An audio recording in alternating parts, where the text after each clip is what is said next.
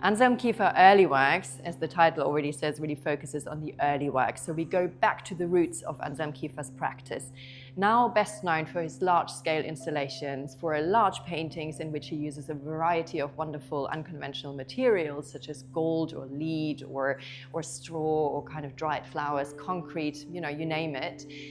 These works here show a Kiefer that you might not be so familiar with.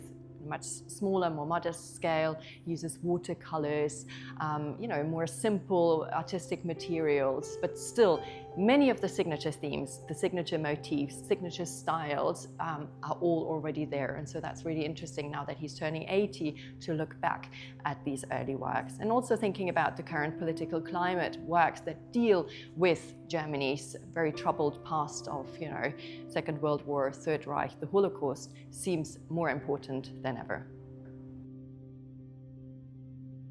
Born in 1945, he was one of the first generations of German artists to be brave enough to really confront the country's troubled past in the wake of the Holocaust, the Third Reich, and the Second World War.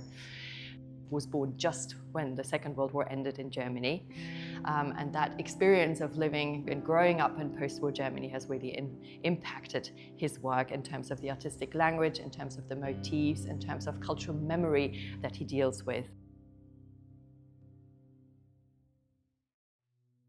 Kiefer is really interested in German identity, and two of the key art movements of Germany are, of course, Romanticism and Expressionism. Both of these were responded to in different ways by the Nazis. Romanticism absolutely adopted, and Expressionism rejected. One of the things we see Kiefer wrestling with in this show is how to respond and react to the German art of the past, and whether it's possible to reclaim some of that Germanic tradition that when it's been tainted, if not infected, by its adoption during the Nazi era.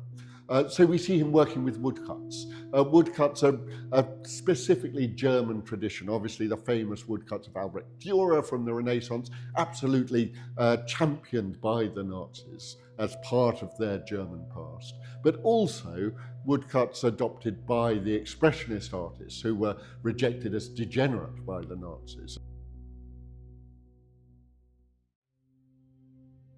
Perhaps the strongest and most important message in the earliest works in this exhibition, where Kiefer shockingly confronts the past, is that if you don't confront the past, you will forget the past and make the same mistakes.